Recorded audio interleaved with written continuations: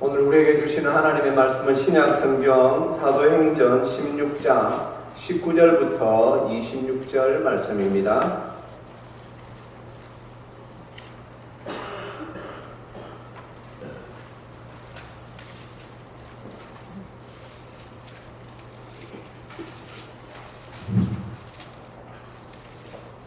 네, 저 우리 성도님들 한 절씩 받들어 읽겠습니다. 여종의 주인들은 자기 수익의 소망이 끊어진 것을 보고 바울과 실라를 붙잡아 장터로 관리들에게 끌어갔다가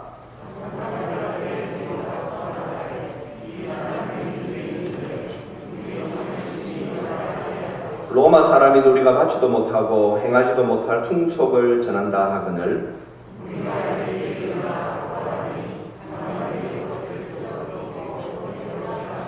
많이 친 후에 옥에 가두고 간수에게 명하여 든든히 지키라 하니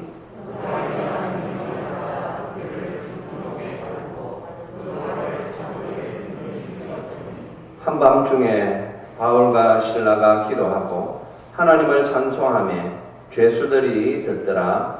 이에 갑자기 큰 지진이 나서 옥터가 움직이고 문이 곧 다 열리며 모든 사람의 매인 것이 다 벗어진지라. 아멘. 기도하겠습니다. 하나님 아버지, 주께서 우리를 불쌍히 여기심으로 말미암아 우리가 하나님을 믿는 성도로서 살아가게 하시고, 또한 우리가 이 세상에 살기 때문에 이 세상의 풍파가 우리에게 있음을 봅니다. 그럼에도 하나님은 여전히 살아계셔서 우리를 붙드시고 우리를 지키시며 보호하시는 줄로 믿습니다. 주여, 우리를 불쌍히 여기셔서 우리가 언제나 그 하나님의 사랑의 날개 아래에서만 있게 하여 주시옵소서. 우리의 눈을 들어 살아계신 하나님을 볼 수 있도록 성령님 더욱 충만히 임재하여 주시옵소서. 감사드리오며 우리 주 예수 그리스도의 이름으로 기도합니다. 아멘. 네, 사람들이 즐겨 사용하는 말 중에 한치 앞을 알 수 없는 것이 인생이다 라는 말이 있습니다. 참 말 그대로지요. 우리 사람들은 한치 앞을 내다볼 수가 없습니다. 간혹 말이죠, 저 귀신 들린 자들 가운데 점을 치는 자들이 있습니다. 그들이 말이죠, 꼭 인생을 뻔히 다 아는 것처럼 하지만 그거 다 마귀가 뒤에서 조종하는 거짓입니다. 하나님께서는 우리들이 앞으로 어떻게 될 것을 우리에게 알려주시지 않으십니다. 그리고 우리가 하나님만을 붙잡고 하나님의 뜻 가운데에서만 살기를 원하십니다. 그러니 어떤 때는 조금 갑갑할 때가 있지요. 우리가 조금 앞날이 어찌 되는 걸 좀 알면 좋을 텐데, 알면 이렇게 준비하면서 또 이렇게 미리미리 대비하면서 살 수 있지 않겠나 그런 생각을 하지만, 성도님들 그것보다 하나님께서 도우시는 은혜를 바라는 것이 훨씬 더 좋은 것입니다. 우리가 안다고 해서 다 대비할 수 있는 것이 아닙니다. 그래서 우리에게 뭔가가 갖추어졌다고 해서 그것이 다 좋은 것도 아닐 경우들이 많이 있습니다.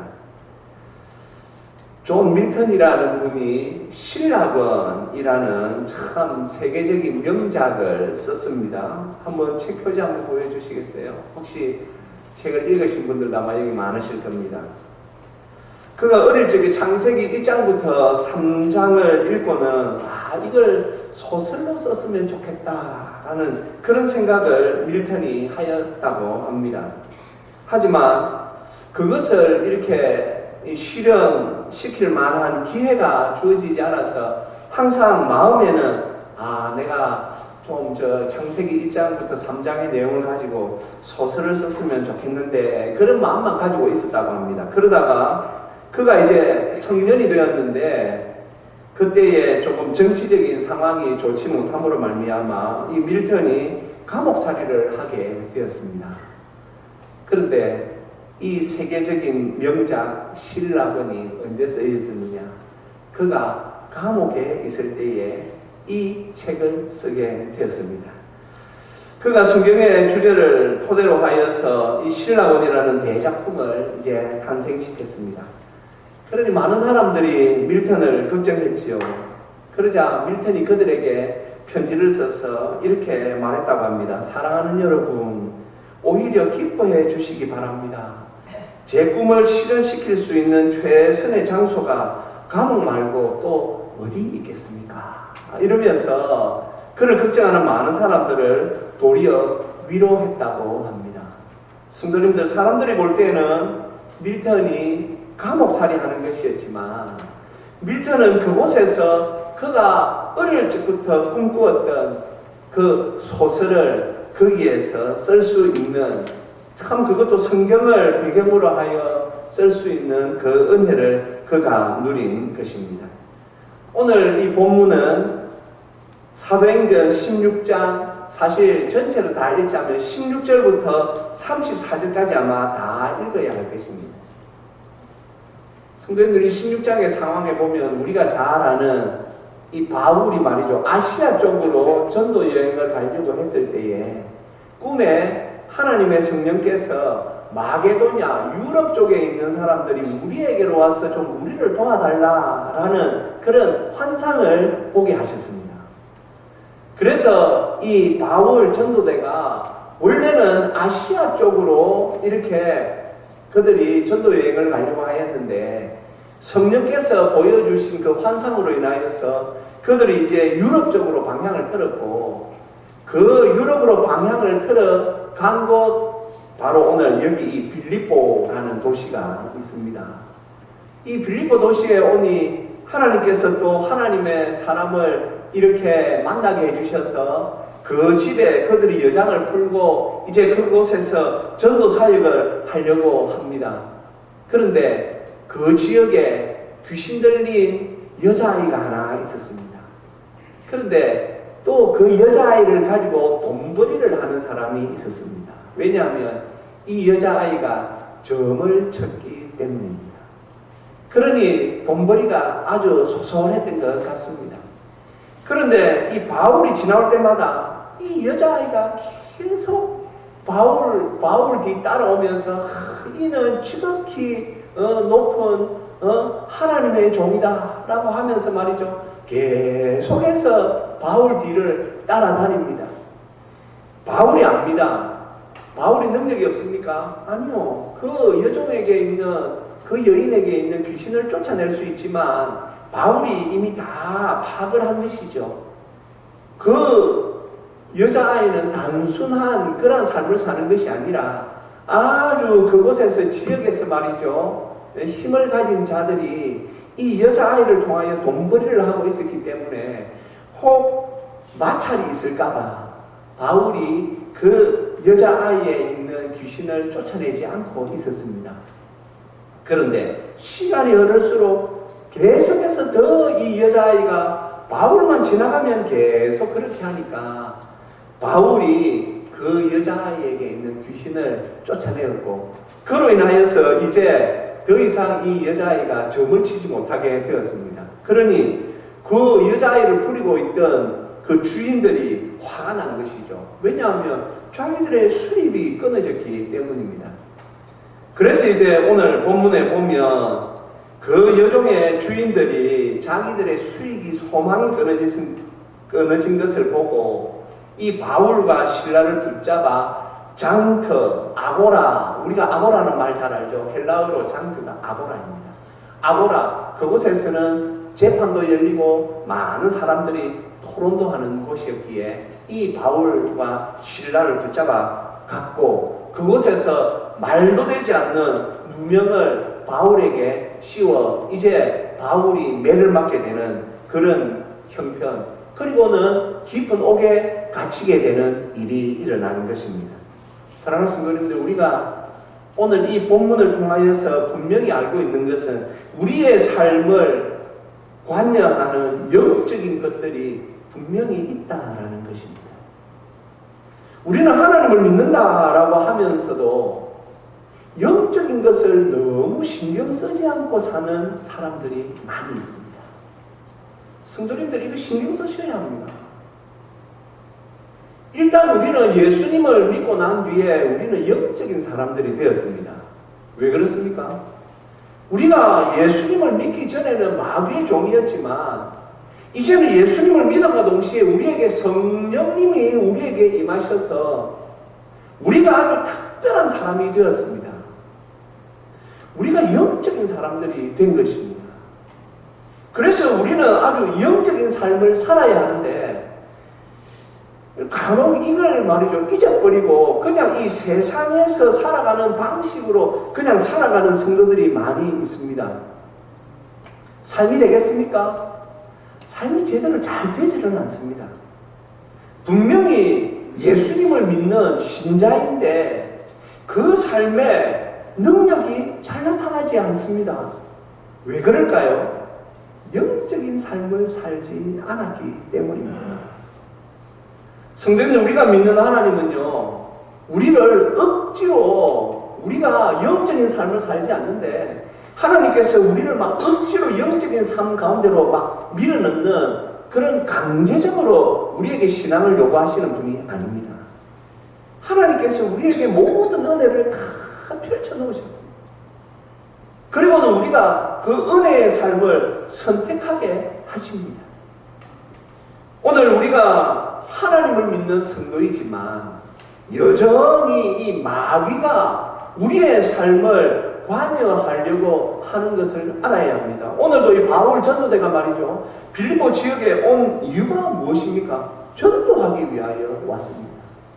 그런데 마귀의 교묘함이 무엇입니까? 그가 말이죠. 전도하기 위하여 왔는데 귀신 들린 이 여종이 자꾸 회방하게 만들고 그로 인하여서 말이죠. 마찰이 일어나고 그 여종의 주인들과 마찰이 일어나므로 결국 이 바울 전도대가 전도도 한번 제대로 하지 못하고 지금 깊은 옥에 갇혀 있는 것입니다. 바울이 생각할 때, 이거 뭐 전도도 한번 제대로 해보지 못하고 이 마귀의 계략에 걸려든 건 아닌가? 그런 생각 할 수 있지요. 우리는 간혹 하나님을 믿으면서 우리의 마음속에 하나님을 원망하는 때가 종종 있습니다. 왜요? 내 생각대로 일이 잘 되지 않는다고요. 내가 생각한 대로 일이 풀리지 않으면 우리는 자꾸 하나님을 원망하는 그런 부족함이 우리에게 있습니다. 그런 완악함이 우리에게 있습니다. 성도님들, 오늘 우리가 이 말씀을 듣는 가운데 그 어려움이 왜 생겼는지에 대하여서 우리가 조금 영적으로 통찰할 필요가 있습니다. 왜 그런 일이 일어날까? 나는 조금 어려움이 있으면 나는 하나님 앞에서 감사하는 사람인지 아니면 나는 하나님을 원망하는 사람인지. 오늘 이 바울과 실라가 무슨 일을 하기 위하여 이 빌립보에 왔습니까? 전도하기 위하여 왔습니다. 바울이 뭐 잘못한 게 있습니까? 아니요. 잘못한 거 없습니다. 바울이 말이죠. 자기 앞에서 회방하고 있는 그 귀신 들린 여종에게 있는 그 귀신을 쫓아낸 것 뿐입니다. 그런데 그 대가가 무엇입니까? 사람들은 저 사람들 대단하다. 저 귀신 들려서 저렇게 어렵고 힘든 삶을 사는 저 여자아이의 인생을 구원해 줬구나. 그러면서 말이죠. 그들이 아고라 광장에서 바울에게 박수한 것이 아니고 도리어 그들은 바울과 실라를 잡아서 고발하였습니다. 로마 군인들은 그들 얼마나 심하게 쳤는지 모릅니다. 그리고는 오늘 그들을 깊은 옥에, 성도님들 그 당시 로마 군인들이 가지고 있던 감옥은요 여러 종류가 있습니다. 햇볕이 들어오는, 그러나 햇볕이 들어오지 않는 일반 지금 우리 교도소와 같은 곳, 그리고 아주 악랄한 죄수들은 햇볕조차 들지 않는 깊은 감옥에 가두었습니다. 성도님들, 우리가 요즘은 그 영화도 잘 안 합니다. 우리가 어린 시절에 조금 80년대까지만 해도 크리스마스 시즌이면 벤허라는 영화를 상영하였죠. 거기 보면 유다 벤허 엄마와 여동생이 깊은 감옥에 갇혀 있었던 거, 바로 그 감옥이 바로 깊은 감옥입니다. 햇볕도 하나 들지 아니하고 저 지하 저 그 어두운 곳에 가두어 놓는 것이지요. 성도님들, 바울과 실라가 생각할 때 우리가 지금 이 제대로 뭔가 인생이 되어가고 있는 것일까? 우리가 지금 과연 하나님의 뜻대로 우리가 지금 살고 있는 것일까? 성도는 우리의 삶이 내가 그렇게 큰 잘못한 것 같지 않는데 왜 자꾸 좀 삶이 어긋날까? 그럴 때가 있을 수 있습니다. 왜냐하면 마귀가 우리의 삶을 관여하기 때문입니다. 우리가 믿음으로 하나님을 사랑하며 사는 것을 방해하는 목적이 바로 마귀의 목적이기 때문입니다. 그때 그런 일을 당할 때 우리는 어떻게 해야 할까? 오늘 그것에 대한 답을 오늘 이 본문이 주고 있는 것입니다. 25절 말씀은 이렇게 누가가 시작합니다. 한밤중에, 성도님들, 한밤중이라는 말 우리가 잘 알지요. 한밤중은 하루 중에서 가장 어두운 시간을 한밤중이다, 그렇게 말합니다. 그런데 성경을 기록한 분들은요, 이 시간을 가지고 그 당시의 그 상황들을 설명하는 경우들이 종종 있습니다.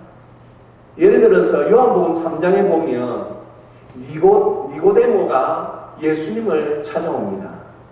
그런데 니고데모가 언제 찾아옵니까? 거기에 보면 분명히 사도 요한이 밤중에 라고 기록하고 있습니다. 그냥 니고데모가 예수님을 찾아왔다라고 기록하면 될 건데, 거기에서 밤중이라는 말은 시간적으로도 밤이라는 말과 함께 니고데모의 영적인 상황을 그렇게 설명하는 것입니다. 오늘도 여기에 보면 한밤중입니다. 성도님들, 한밤중은 절망을 상징하기도 합니다. 지금 바울과 실라가 한밤중을 맞이하였습니다. 이것은 단순히 시간만을 의미하지 않는다라는 것을 우리가 잘 알 수가 있습니다. 그래서 이 한밤중이야말로 절망의 한밤중인 것이 분명했습니다. 그 당시 이 말이죠, 로마 이 군인들은 죄수들을 아주 악랄하게 다루었습니다. 발에 착고가 채워져 있다라고 하니 우리는 또 편하게 그런 생각하지요. 발에 착고가 채워져 있으니까 등은 기댈 수 있겠지. 아니요. 로마 군인들은 그렇게 호락호락하지 않았습니다. 그 착고가 어디에 고정되어 있느냐? 벽에 고정되어 있습니다. 그러니 이 벽을 보고 앉아 있는 것이죠. 그런데 등에는 그 악랄한 로마 군인의 말이죠, 납이 달려있는 그 채찍질을 당하여서 지금 누울 수도 없고 어떻게 할 수 없는 그런 육신적으로도 최악의 상태, 가장 고통스러운 상태에 있는 것이 바로 이 바울과 실라입니다. 그런데 오늘 25절 말씀해 보니 말씀이 이렇게 진행됩니다. 한밤중에 바울과 실라가 기도하고 하나님을 찬송하네. 성도님들, 이 절망적인 상황, 우리 성도님들도 아파보셨죠? 아프면요, 기도도 잘 안 됩니다. 그래서 어떤 때는 보면 기도가 언제 잘 되느냐, 저도 개인적으로 기도가 언제 잘 되느냐, 몸이 편할 때 기도가 잘 됩니다. 예. 여름에 너무 더우면 기도가 잘 안 됩니다. 겨울에 또 너무 추워도 기도하는 것이 방해가 됩니다. 몸이 좀 불편하면 기도하는데 집중력이 떨어집니다. 그게 우리의 연약한 인생 아닙니까? 앞서 말씀드린 것처럼 바울과 실라가 발은 벽에 붙어있는 착고에 이렇게 되어 있고, 그리고 등은 그 채찍을 맞아서 그 얼마나 아픈 상황에서 등이 말이죠, 막 오그라들고 있는 그 상황에서 이러지도 저러지도 못하는데 아마 그 정도 같으면 정신도 혼미해지지 않을까요? 그런데 그가 지금 하나님 앞에 기도하고 찬송합니다. 성도님들, 제가 앞서 우리 인생에 관여하는 영적인 존재가 있다 그랬지요. 맞습니다. 마귀도 우리의 신앙을 방해하기 위하여 관여하고 또한 우리의 삶을 관여하며 주장하는 분이 계시니 바로 우리의 성령님이십니다. 사랑하는 성도님들, 왜 우리가 한밤중에 그 절망 속에서도 살아갈 수 있습니까? 하나님께서 우리에게 보내신 성령께서 우리에게 그 한밤중의 상황에서도 찬송하게 해 주시기 때문에 우리가 살아갈 수 있는 것입니다. 할렐루야, 할렐루야. 그렇습니다. 오늘 정말 이 사람의 생각으로는 이해할 수 없는 그 상황, 그 바울과 실라가 발에는 착고가 채워져 있고 온 육신은 지금 묵신거리며 기절하기 직전의 그런 상황임에도 그가 지금 주체할 수 없는 기쁨으로 하나님 앞에 기도하며 찬송하고 있습니다. 어떻게 해서 이게 가능할까요? 이것이 바로 성령님의 역사입니다. 사랑하는 성도님들, 하나님께서는 우리 성도의 삶이 고달프고 어려울 때에 우리가 영적으로 한밤중과 같은 그러한 절망스러운 상황에 우리가 처했을 때에 하나님께서는 언제나 우리에게 피할 길을 열어주십니다. 우리가 이 하나님을 믿는 사람들입니다. 그것이 바로 하나님의 사랑입니다. 하나님의 사랑은 우리를 한밤중에 그 시럽과 같은 어두운 깊은 옥에 그냥 내버려 두시는 사랑이 아닙니다.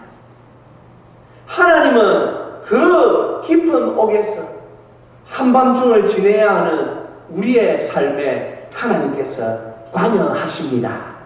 하나님께서 역사하십니다. 그리고 우리의 입에 찬송을 붙여주십니다. 그렇기 때문에 우리가 살 수 있는 것이지요. 세상 어느 곳에서도 경험할 수 없는 최고의 기쁨을 하나님께서는 그 한밤중에 그 깊은 옥에 감옥조차도 천국으로 만들어 버리십니다. 우리가 살아가다가 보면 때로는 우리가 병실에 누워야 할 때도 있습니다. 성도님들, 그때도 하나님은 그 병실을 천국으로 변하게 해 주실 수 있는 분이십니다. 우리가 경제적으로, 물질적으로, 상황적으로 여러 어려운 상황에 우리가 처할 수가 있습니다. 그때 우리가 믿는 하나님은 어떤 분이십니까? 그러한 상황에서도 그 한밤중과 같은 상황에 우리의 입에 찬송을 붙여주심으로 말미암아 그 순간을 즐겁고 기쁨으로 이겨낼 수 있도록 인도하시는 하나님인 줄로 믿습니다. 그러니 우리가 이 믿음을 굳게 잡아야 하지 않겠습니까? 혹 지금 한밤중과 같은 그러한 절망스러운 상황에 그러한 시간을 혹 지내고 있는 분들 계십니까? 성령님을 더욱 구하십시오. 성령의 충만함을 구하십시오. 그러면 또 우리는 이런 생각을 하게 됩니다. 목사님, 저는요 어렵고 힘들 때에 저에게는 왜 바울과 실라에게 주셨던 그 한밤중에 찬송을 주시지 않는 것일까요? 저도 이것에 대한 고민이 많았던 목사이지만 성도였습니다. 왜 하나님께서 나의 그 삶에 내가 그때 그렇게 어렵고 힘들 때에 왜 나에게는 하나님께서 그 한밤중에 그 찬송을 나에게 주시지 않았을까?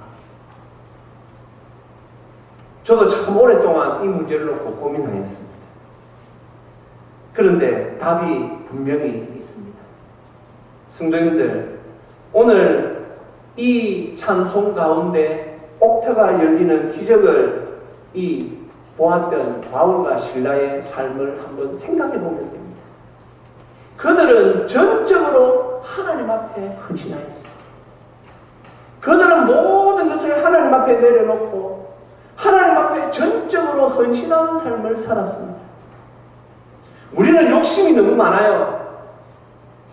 우리는 한쪽 다리는 세상에 걸치고 싶고 한쪽 다리는 신앙에 걸치고 그렇게 잘 살 수 있다고 항상 착각합니다.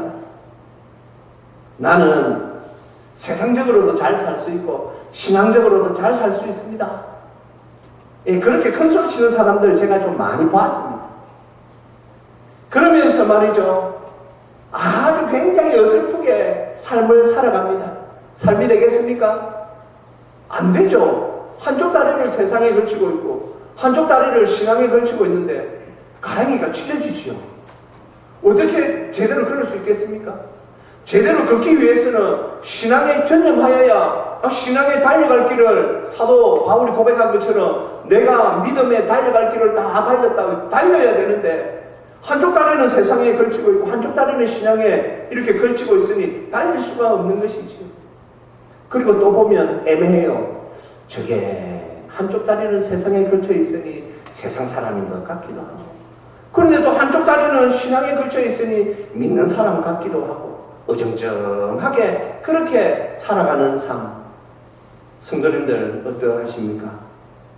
우리는 이러한 삶을 살아가면서 항상 고민만 하고 있습니다. 오늘 이 말씀을 통하여 한번 그 고민을 내려놓으시고 나도 바울처럼 실라처럼 하나님 앞에 조금 전적으로 매달리는 삶을 한번 살아봐야 되겠다. 그리고 하나님께서 주시는 그 은혜를 나도 한번 체험해봐야 되겠다. 사도 바울께서 고린도후서 4장 8절에서 이렇게 고백하였습니다. 우리 같이 한번 읽어보겠습니다. 우리가 사방으로 우겨쌈을 당하여도 쌓이지 아니하며 답답한 일을 당하여도 낙심하지 아니하며. 아멘. 얼마나 좋은 고백입니까? 바울이 어떻게 이 고백을 할 수 있었습니까?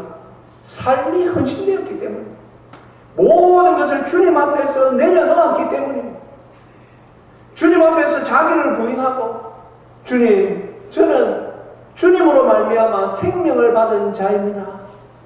저는 하나님께서 주시는 그 은혜대로만 사는 사람입니다. 그것이 바로 사도 바울의 고백이었습니다. 일찍이 다윗도 이것을 잘 알았기 때문에 그가 시편 40편에서 이렇게 고백하고 있습니다. 내가 여호와를 기다리고 기다렸더니 귀를 기울이사 나의 부르짖음을 들으셨도다. 2절 같이 읽겠습니다. 나를 기가 막힐 웅덩이와 수렁에서 끌어올리시고 내 발을 반석 위에 두사 내 걸음을 견고하게 하셨도다. 아멘. 무엇입니까? 안다라는 것이죠. 내가 하나님 앞에 전적으로 헌신하니까, 내가 하나님 앞에 전적으로 믿음으로 살려고 하니까 하나님께서 또 그렇게 인도하시더라는 것입니다. 우리나라도 참 살기 좋아서 대부분의 분들이 비행기는 이제 다 한 번 정도는 다 타본 분들이 아마 많을 겁니다. 이번 설에도 난리가 났었죠. 눈이 많이 와가지고 제주도에 말이죠. 사람들이 약 4만 명 정도가 묶여가지고 막 제대로 집에 오지 못하고 그랬습니다. 그때 보면 말이죠. 이 하늘에 보면 구름이 눈이 내리고 합니다. 낮인데도 태양이 보이질 않습니다. 그런데 기상이 조금 좋아져서 비행기가 이륙을 합니다. 비행기가 구름 밑을 납니까? 아니요. 비행기가 구름을 뚫고 이제 몇천 미터 위로 올라갑니다. 그곳에 올라가면 무엇을 알 수 있습니까? 태양이 저기 있었구나. 성도님들, 태양은 언제나 거기 있습니다. 구름이 말이죠. 비를 만들고 눈을 만들고 해서 밑에서 보면 가려가지고 태양이 없는 것처럼 보이지만 태양은 언제나 그곳에 있습니다. 우리가 믿는 하나님, 이 세상의 풍파가 막 우리의 눈을 가려서 하나님 없는 것처럼 그렇게 막 이 마귀가 우리의 삶을 쪼우지만 믿음의 눈을 열어서 우리가 주님을 바라보면 주님이 거기에 계십니다. 주님이 거기에 계십니다. 주님이 거기에 계십니다, 여러분. 믿음을 잘 붙잡으십시오. 삶을 헌신하십시오. 하나님 앞에서 삶을 다시 한번 정리하십시오. 내 삶은 지금 바울과 실라처럼 하나님 앞에 정리된 삶인가? 전적으로 헌신된 삶인가? 내가 지금 하나님 앞에 제대로 헌신하지 않으면서 징징거리고 있지는 않는지, 왜 내 삶에는 능력이 나타나지 아니하고 왜 내 삶은 자꾸 어려운지, 내가 문제인데 나를 보지 아니하고 하나님께 원망만 하고 있지 않는지 우리 자신을 돌아보며 이 시간 하나님의 그 참 뜻을 따라 살아갔던 그 다윗의 고백을 우리의 입술의 고백으로 받아, 하나님 저도 좀 이렇게 살아서 하나님께서 항상 한밤중과 같은 그런 상황 속에서 부져주시는 찬송하며 사는 성도가 되게 하여 주시옵소서. 우리 시간 같이 찬송하십시다.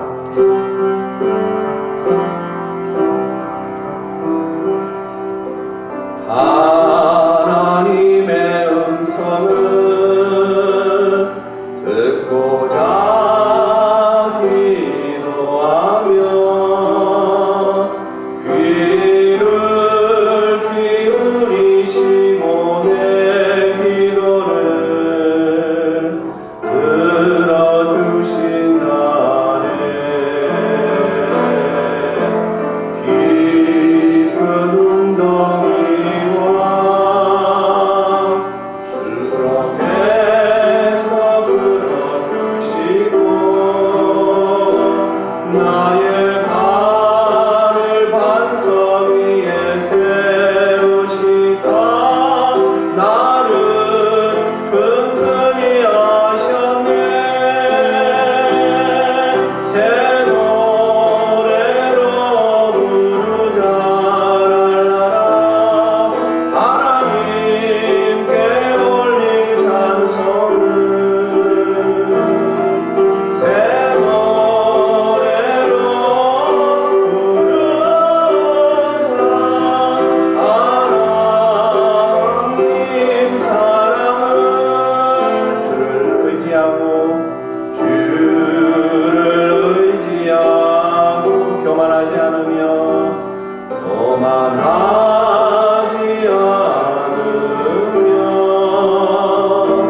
거짓에 치우치지 아니하며 곧 있으리라. 여호와의 주는 크신 권능의 구주라. 주의 크신 권능으로 우리들을 사랑하여 주시네. 새 노래로 부르자 랄라라. 하나님께 올릴 찬송을 새 노래로 부르자. 하나님 사랑을 새 노래로 부르자. 새 노래로 부르자 랄라라. 하나님께 올릴 찬송을 새 노래로 부르자.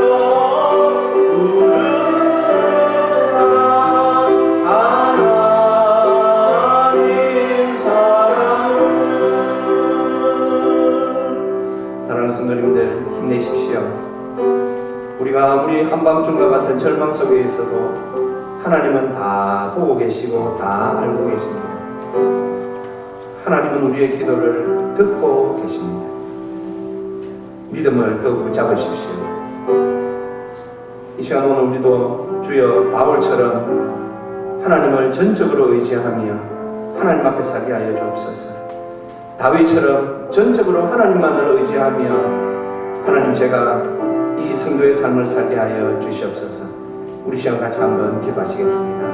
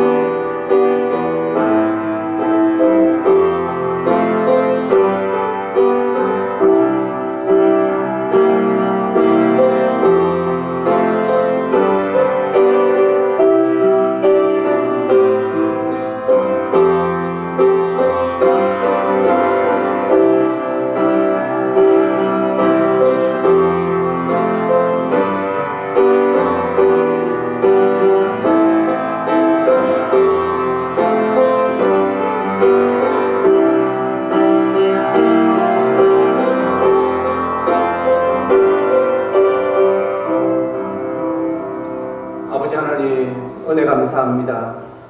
주님, 저희들이 참 이 바울과 같은 이러한 상황 속에서 지낼 때가 종종 있습니다.